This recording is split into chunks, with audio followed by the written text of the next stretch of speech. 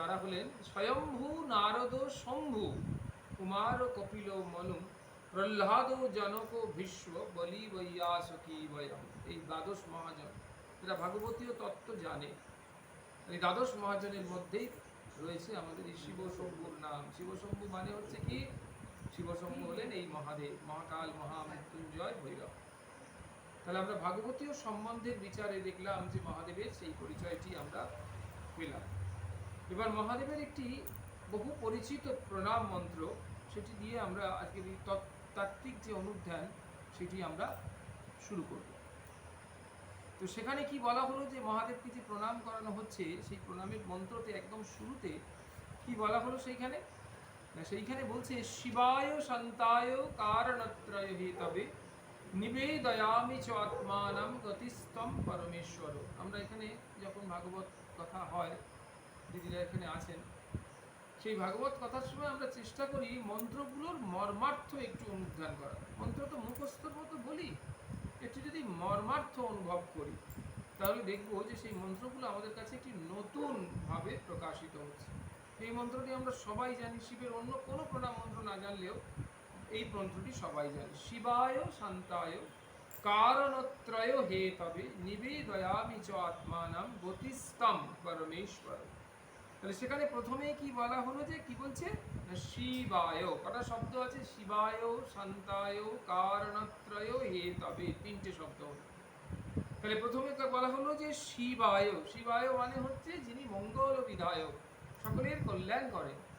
যখনই সকলের মঙ্গল করেন, সকলের আত্যন্তিক মঙ্গল সাধন করেন, মঙ্গল বিধান করেন, তিনি হলেন শিব, শিবশঙ্কর।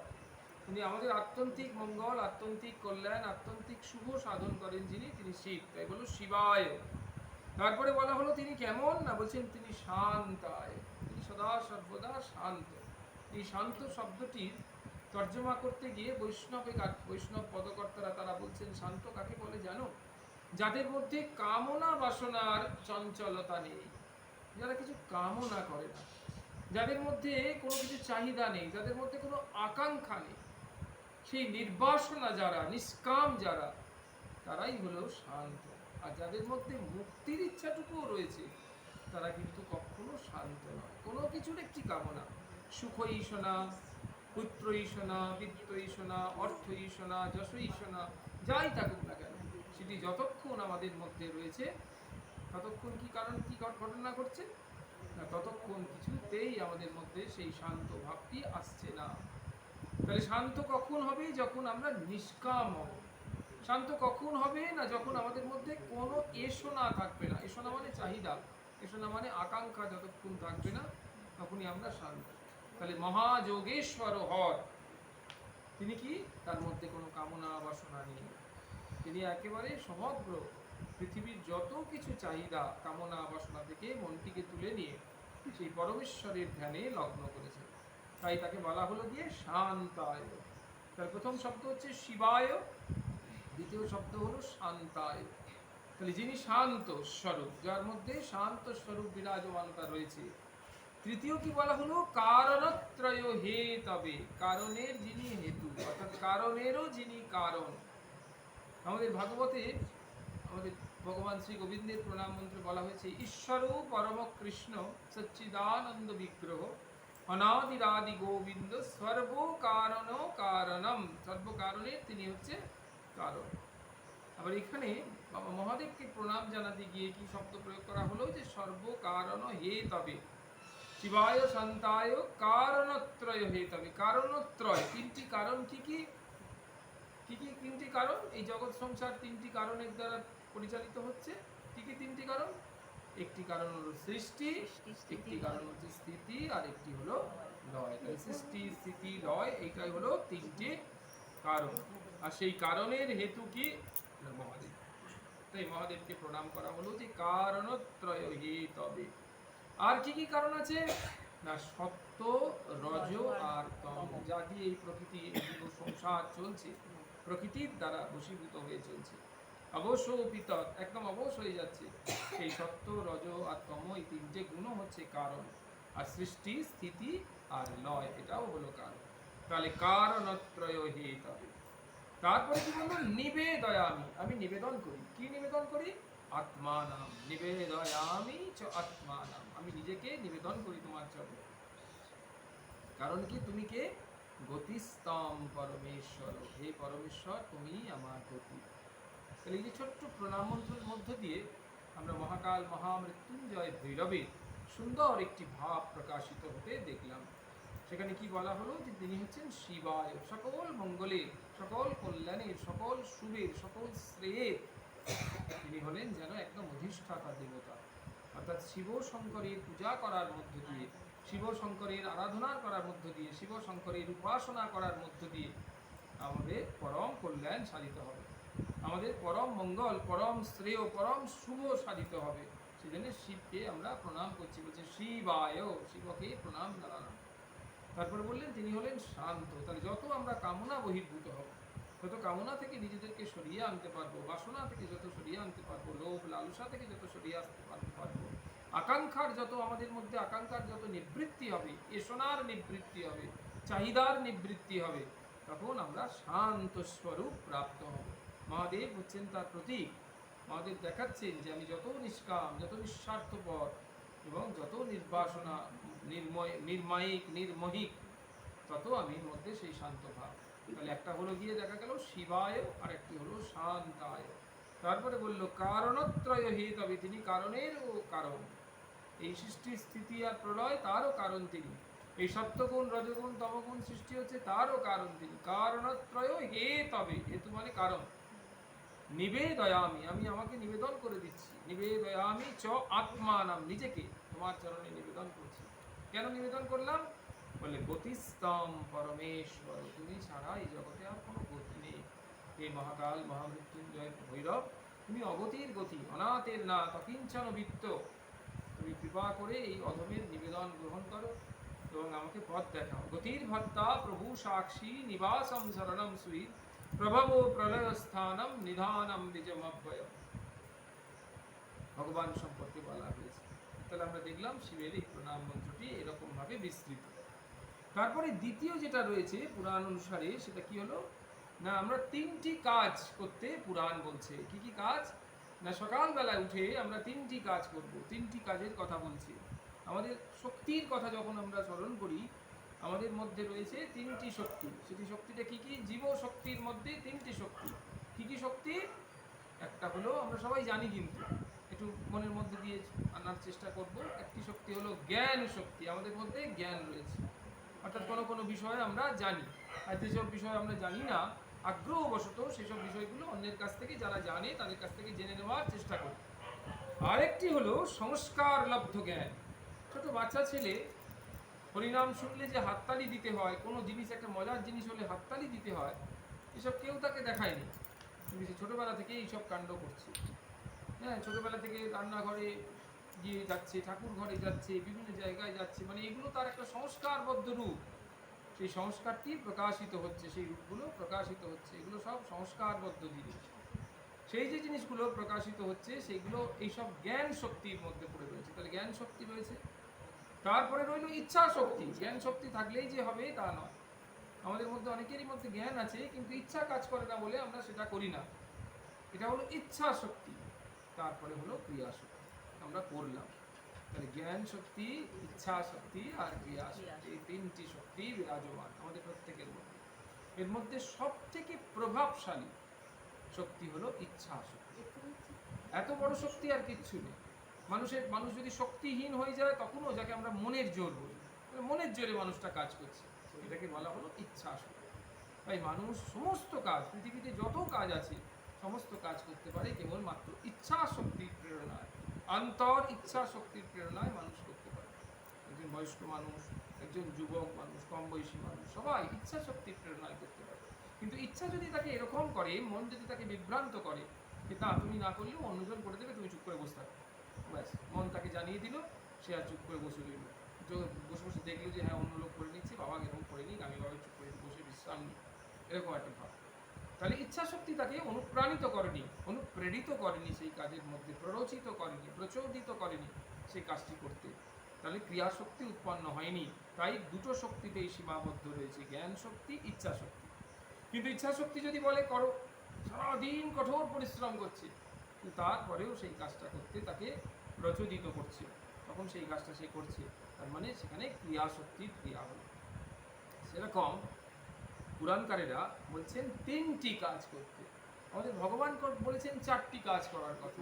শ্রীমদ্ ভগবদ্ গীতা মুখে ভগবান 4টি কাজ করার কথা বলেছেন। কি কি কাজ? মন মনা, যদি কেউ জানো আর কি একটু একটু বলবে। মন মনা মানে মনটি আমাকে দাও। মদ ভক্ত ভব, আমার ভক্ত হও। মদ যাজি, আমার পূজা অর্চনা করো, আমাকে সেবা করো, আমাকে আরতি করো, আমাকে প্রীত করো, আমাকে নৈবেদ্য নিবেদন করো, সাজাও আমাকে। মদ যাজি আর নমস্কুরু, আমাকে প্রণাম করো। এই 4টি কাজ ভগবান আমাদের দিয়েছে। আর পুরাণকারেরা বলছেন যে তুমি 3টে কাজ করো। কি কি 3টে কাজ? বললেন স্মরণ করো, নমন করো আর ভজন করো। ভগবানের লীলা স্মরণ করো, ভগবানের নাম চিন্তন করো, ভগবানের যে রূপ সেটি ধ্যান করো। এটাকে বলা হলো স্মরণ। এসব কটাকে নিয়েই কিন্তু স্মরণ, স্মরণ করা। ভগবানের রূপ ধ্যান করছি, সেটাও স্মরণ। ভগবানের লীলা চিন্তন করছি, সেটাও স্মরণ। ভগবানের নাম গুণগান কীর্তন করছি চোখ বন্ধ করে, সেটাও স্মরণ। তাহলে এগুলো সবটাই হলো ভগবানের স্মরণ। তাহলে প্রথম কাজ হলো ভগবানের স্মরণ করা, ভগবানের দিব্য জন্ম, দিব্য কর্ম, দিব্য লীলা, দিব্য বাণী, এগুলোকে স্মরণ করা। এটা হলো আমাদের প্রথম কাজ। দ্বিতীয় কাজ হচ্ছে নমন, ভগবানকে নমস্কার করা। যখনই যেখানে ভগবানের অনুভব হবে সঙ্গে সঙ্গে তাকে নমস্কার করা। আমরা এই যে কারোর গায়ে একটু পা লেগে গেল, কোনো একটা বিদ্যার জিনিসে একটু পা লেগে গেল, সবসময় আমরা নমস্কার করছি। নমস্কার করছি কিন্তু দ্রব্যকে নয়, দ্রব্যস্থিত সেই ভগবানকে নমস্কার করছি। এমন একটা জিনিসে একটু পা লেগে গেল, সেই জিনিসটা হয়তো খুব একটা পবিত্র জিনিস নয়, অপবিত্রই হয়তো, কিন্তু তবু আমাদের কেন হঠাৎ করে অভ্যাস বসতে যেন হাতটা উঠে গেল, আমরা নমস্কার করলাম। বলে এই নমস্কারটা কেন করলে? বললো যে সব জগতের সবে তুমি, সব তুমি, সর্বভূতময়ম জগৎ, সর্বহরিময়ম জগৎ, সমস্ত জায়গায় তুমি রয়েছো। সর্বত্রম ব্যাপম ইতি, সমস্ত জায়গাতে তুমি ব্যাপিত হয়ে রয়েছো, সর্বত্র ব্যাপক। এই যে সকল জায়গায়, সকল দ্রব্যের মধ্যে, সকল স্থানের মধ্যে তার অধিষ্ঠান, তাই আমরা তাকে প্রণাম নিবেদন করছি। তাহলে নমন, দ্বিতীয় কাজ হচ্ছে নমন। আর তৃতীয় কাজ হচ্ছে ভজন, ভগবানের নাম গুণগান কীর্তন করা, ভগবানের লীলা কীর্তন করা, ভগবানের কথা কীর্তন করা। আমরা এখন ভগবানের কথা নিয়ে একটু কীর্তন করছি। এগুলো সবই হলো গিয়ে ভজনের আওতা। ভগবত জন পরিবেষ্টিত হয়ে ভগবত জনের সঙ্গ করতে করতে আমরা যা করি সেটাই হলো ভজন।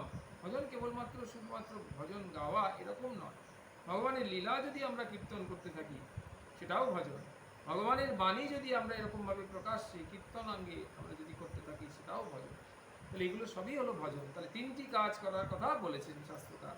কি বললো? প্রথমে স্মরণ, তারপরে নমন, তারপরে হলো ভজন।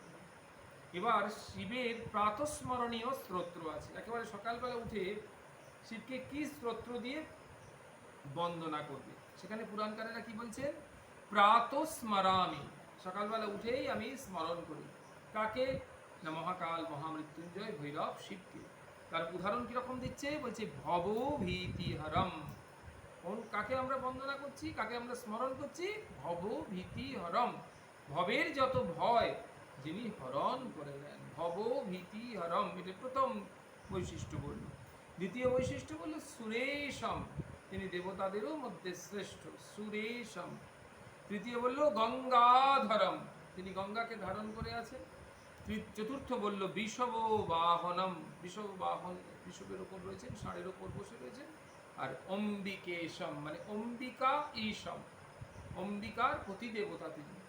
অম্বিকা হচ্ছে মহাশক্তি, আর অম্বিকার পরম ব্রহ্ম হচ্ছেন তিনি। লীলা সঙ্গিনী মহাশক্তি রূপধারিণী হচ্ছেন মা দুর্গা, অম্বিকা। আর তার সেই পরম পরাৎপর, শুদ্ধ পরাৎপর ব্রহ্মস্বরূপ হলেন মহাকাল, মহামৃত্যুঞ্জয়, ভৈরব। তাহলে কটি বৈশিষ্ট্য বললো? 5টি বৈশিষ্ট্য।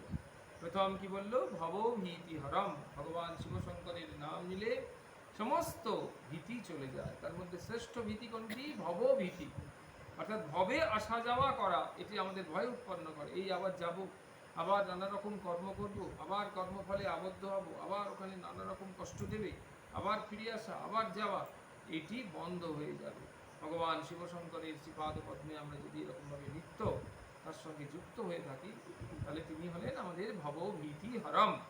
দ্বিতীয় কি বললো, তিনি হলেন সুরেশম, সমস্ত দেবতাদের মধ্যে তিনি শ্রেষ্ঠ।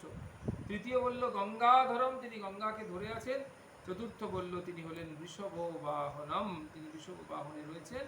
আর পঞ্চম বলল অম্বিকা ঈশম, তিনি হচ্ছেন অম্বিকার অতি দেবতা। এই পাঁচটি বৈশিষ্ট্য নিয়ে প্রথম লাইন। দ্বিতীয় কি দিল, খট্টাঙ্গ শূল বরদ অভয় হস্তমীশম, তার হাতে কি কি রয়েছে, এই সমস্ত অস্ত্রগুলো, এই সমস্ত জিনিসগুলো তার মধ্যে রয়েছে। সায়ুধ বাহন সপরিবারান্বিত, সেগুলো তার মধ্যে রয়েছে। খট্টাঙ্গ রয়েছে, শূল রয়েছে, এক হাতে তিনি বর দিচ্ছেন, এখানে তিনি অভয় প্রদান করছেন, এবং তিনি ঈশম, ঈশম মানে কি, তিনি একদম ঈশ্বর স্বরূপ। আর কি বলল, সংসার রোগ হরম ঔষধম অদ্বিতীয়, এটা পুরো বড় লাইন। সংসার রোগ হরম ঔষধম অদ্বিতীয়, সংসার রোগ, এই যে আসা যাওয়ার যে রোগ, যেটা বন্ধ করতে পারেন মহাকাল মহামৃত্যুঞ্জয় ভৈরব, তার তিনি হলেন মহা ঔষধ। তাহলে এইটি হলো প্রথম স্মরণের কথা। তাহলে কি বললো, প্রাতঃ স্মরামি ভবভীতিহরম সুরেশম গঙ্গাধরম বৃষভবাহনম বিকেশম খট্টাঙ্গ শূলবরদম অভয় হস্তমীশম সংসার রোগহরম ঔষধম অদ্বিতীয়ম, তিনি হলেন সংসার রোগহরম ঔষধের অদ্বিতীয় ঔষধ। তাহলে প্রথম কাজটি হলো স্মরণ করা, প্রাতঃ স্মরামি, আমরা স্মরণ করলাম। দ্বিতীয় কাজ কি, নমনম, প্রাতর নমামি, আমি নমস্কার করছি। কাকে নমস্কার করছি, বললেন গিরিশম, এই গিরি যত পর্বত আছে তার মধ্যে শ্রেষ্ঠ পর্বত হলেন হিমালয়, তার কন্যার পতিকে আমরা প্রণাম জানাচ্ছি। গিরিশম দুহিতাপতিম, গিরিশের যে দুহিতা, তার পতি দেবতা হলেন মহাকাল মহামৃত্যুঞ্জয় ভৈরব। আরো কি পরিচয় দিলেন, বললেন গিরিজা অর্ধ দেহম, গিরিজা, গিরি থেকে জাত, তার অর্ধ দেহই হচ্ছে অর্ধ নারীশ্বরে। আমরা দেখেছি স্বামী আর স্ত্রী, এগুলো অর্ধাঙ্গিনী বলা হয়। অর্ধ নারীশ্বরে ভগবান শিব অর্ধেক, মহাশক্তি অর্ধেক, তাই বলল গিরিজা অর্ধ দেহম। স্বর্গস্থিতি প্রলয় কারণম আদিদেবম, স্বর্গস্থিতি প্রলয় তার আদি কারণ হচ্ছেন মহাদেব। বিশ্বেশ্বরম, তিনি বিশ্ব ঈশ্বর। বিজিত বিশ্ব মনভিরামম, ভগবান শিবের নাম করলে, ভগবান শিবকে দর্শন করলে, ভগবান শিবের পূজা অর্চনা করলে, ভগবান শিবের চরণে নৈবেদ্য নিবেদন করলে এবং ভগবান শিবকে আরতি করলে, এই সকল কাজ করে আমরা যদি ভগবানকে শীঘ্র সন্তুষ্ট করতে পারি, মানে কাকে সন্তুষ্ট করলাম, ভগবান আশুতোষকে, যিনি খুব শীঘ্রই সন্তুষ্ট হন, সেই ভগবান শিবশঙ্করকে যদি আমরা তাড়াতাড়ি করে খুব শীঘ্রই সন্তুষ্ট করতে পারি, তখন তিনি কেমন হবেন না, মনভিরামম, তিনি মনকে আনন্দ প্রদান করবেন। অভিরামম মানে আনন্দ প্রদানকারী, সুখ প্রদানকারী, শান্তি প্রদানকারী হবেন সেই মহাকাল মহামৃত্যুঞ্জয় ভৈরব। তাহলে কোথায় যেন একটা যুক্ত হয়ে রয়েছে সেই রুদ্র রূপ, দক্ষযজ্ঞ বিনাশের পর সে একটা রুদ্র রূপের কথা আমাদের মনে পড়ে। সেরকম ভয়ঙ্কর রুদ্র রূপ ছাড়াও মহাকাল মহামৃত্যুঞ্জয় ভৈরবের একটি অত্যন্ত প্রশান্ত মূরতি রয়েছে। আমাদের সেই ধ্যানের বিষয় হলো সেই প্রশান্ত মূরতিখানি, কারণ যার মধ্যে কোনো চাহিদা, আকাঙ্ক্ষা, কাম, ক্রোধ, লোভ, মোহ, মদ, মাৎসর্য নেই, সম্পূর্ণ একেবারে মহাশক্তির ধ্যানে যেন সদা সর্বদা মগ্ন, পরম ব্রহ্মের ধ্যানেই যেন মগ্ন, এবং যিনি সংহারের কাজটি করছেন সম্পূর্ণ নিরপেক্ষভাবে, একেবারে নির্লিপ্ত, নিরাসক্ত, নির্বাসনা, নির্মোহ, নির্মায়িক হয়ে তিনি এই কাজগুলো করছেন। তাই এখানে বলল গিয়ে বিজিত বিশ্ব মনভিরামম সংসার রোগহরম ঔষধম অদ্বিতীয়ম, তিনি সংসার রোগের অদ্বিতীয় ঔষধ স্বরূপ, তার কোনো বিকল্প নেই। তাহলে আমরা প্রথমে স্মরণ করলাম, তারপরে নমন করলাম, তারপরে বলল প্রাতঃ ভজামি, ভজন করলাম, ভগবানের নাম গুণগান কীর্তন করলাম। কাকে করলাম, বলল শিবম একামনন্তমাদ্যম, সেই অনন্ত আদি পুরুষ এক শিব শঙ্করকেই আমি ভজনা করলাম। বেদান্ত বেদ্যম, যাকে বেদান্তের মাধ্যমে জানা যায়, বেদ বেদান্ত যার কথা তুলে ধরেছে, সেই শিবকে আমরা প্রণাম নিবেদন করেছি, সেই শিবের জীবন কথা আমরা স্মরণ করেছি, এখন সেই শিব নাম আমরা ভজন করছি। এই বললো বেদান্ত বেদ্যম, তারপর বললো অনঘম, যার মধ্যে এতটুকু পাপ নেই, কোনো কলঙ্ক নেই, নিরঞ্জনম নিত্যম অনন্ত রূপম, অনন্ত রূপ থাকতে পারে কিন্তু একদম কালিমা শূন্য, এই জগতের কালিমা তাকে লিপ্ত করতে পারিনি। তারপরে কি বললাম, যে প্রাতো ভজামি শিবমেকম অনন্তমাদ্যম বেদান্ত বেদ্যম অনঘম পুরুষাম মহান্তম, তিনি মহান পুরুষ, পরম পুরুষ, সচ্চিদানন্দ ব্রহ্ম, সেই পরম পুরুষ কৈলাসধীশ্বর, রাবণ দর্প বিনাশক, ত্রিপুর হন্তারক, দক্ষযজ্ঞ বিনাশক, সে ভগবান শিব শঙ্করের প্রাতঃস্মরণীয় স্তোত্র আমরা অনুধ্যান করবার চেষ্টা করছি তার শ্রীপাদ পদ্মে বসে। বলছে কি তিনি কেমন, বলছে নামাদি ভেদ রহিতম, যার সাথে নামের কোনো সম্পর্ক নেই, নামের কোনো সম্পর্ক নেই, মানে বিভিন্ন লোকের বিভিন্ন নাম, বিভিন্ন বস্তুর বিভিন্ন নাম, বিভিন্ন সম্পর্কের বিভিন্ন নাম, এইসব মহাদেবকে প্রভাবিত করতে পারে না, তাই বললো নাম আদি ভেদ রহিতম। তারপরে বললেন ষড়ভাব শূন্যম, ষড়ভাব মানে আমাদের ছটি ভাব রয়েছে, ছটি ভাবটা কি কি হচ্ছে, জন্ম, অস্তিত্ব, বৃদ্ধি, বিপরিণাম, অপক্ষয় আর মৃত্যু, এই ষড়ভাব ষড়বিকার ভগবানকে স্পর্শ করতে পারে না, কিছুতেই স্পর্শ করতে পারে না। সংসার রোগম ঔষধম অদ্বিতীয়, সংসার রোগের সেই অদ্বিতীয় ওষুধ, তাকে আমরা ভজন করছি, তার নাম গুণগান কীর্তন করছি, তাকে স্মরণ করছি। এই তিনটি স্তোত্র দিয়েছে। এবার উপসংহারে লিখছে প্রাতঃ সমুত্থায়, সকালবেলায় ঘুম থেকে উঠতে উঠতে, শিবং বিচিন্ত, শিবকে ধ্যান করতে করতে, চিন্তা করতে করতে, চিন্তন করতে করতে শরীর ছাড়ো। লোকত্রয়ম য অনুদীনম পঠন্তি, এই শ্লোক তিনটে যে প্রত্যেক দিন পাঠ করে তার কি হয়, তে দুঃখ জাতম বহু জন্ম সঞ্চিতম হিত্বা পদম জানতি তদেব শম্ভু, তার কি করেন ভগবান, তার সেই দুঃখজাত যে অবস্থা, সেই দুঃখজাত কেন হচ্ছে, কেন দুঃখ পাচ্ছে, বহু জন্ম সঞ্চিতম, বহু জন্ম জন্মান্তর ধরে যে কর্মফল রয়েছে, সেই কর্মফল থেকে প্রাপ্ত যে কর্ম, সেই কর্ম তো করেই যাচ্ছে, তার থেকে উদ্ধার করার জন্য হিত্বা পদম জানতি, তার সেই পদেই যাতে আশ্রয় পায় তার ব্যবস্থা করছে কে, শম্ভ। শম্ভ মানে ভগবানের একটা নাম, সেটা কিরকম বললো, ভো মানে হচ্ছে উৎপাদন করে যে, আর সম মানে হচ্ছে শান্তি, সুখ, শান্তি, স্বাচ্ছন্দ্য, সাবলীলতা, সাম্য, প্রশান্তি, সন্তোষ, এগুলো সবই হলো গিয়ে সম মানে। তাহলে সম্ভ অর্থাৎ যিনি আমাদের সুখ শান্তি তৈরি করে দেন, যিনি আমাদের মধ্যে সন্তোষ তৈরি করে দেন, যিনি আমাদেরকে সমস্ত খারাপ পথ থেকে সরিয়ে নিয়ে ভালো পথের মধ্যে প্রবেশ করিয়ে নিজেও সুখ বা আনন্দ লাভ করে আর আমাদেরকেও সুখ বা আনন্দ প্রদান করেন, তিনি হলেন শম্ভু। তাহলে আমরা দেখলাম যে সেই শম্ভুকে বলা হলো গিয়ে প্রাতঃ সমুত্থায়, সকালবেলা ঘুম থেকে উঠেই শিবং বিচিন্ত, শিবকে ধ্যান করো। শ্লোকত্রয়ম য অনুদিনম পঠন্তি, এই তিনটে শ্লোক, একটা স্মরামি, একটা নামামি, একটা ভজামি, এই তিনটে শ্লোক যে নিত্য পাঠ করে, নিত্য মনন করে, তে দুঃখ জাতং বহু জন্ম সঞ্চিতম, বহু বহু জন্ম ধরে তো আমাদের জন্মক্রিয়াটা চলছে, সেই জন্মক্রিয়া ধরে তার থেকে যে উৎপন্ন দুঃখ জাতম, সেই দুঃখ থেকে বেরিয়ে এসে হিত্বা, তাকে সরে এসে পদম জানতি তমেব শম্ভু, সেই ভগবানের শ্রীপাদে পদ্মে যাতে মিলিত হয় তার ব্যবস্থা করে দেওয়া হচ্ছে।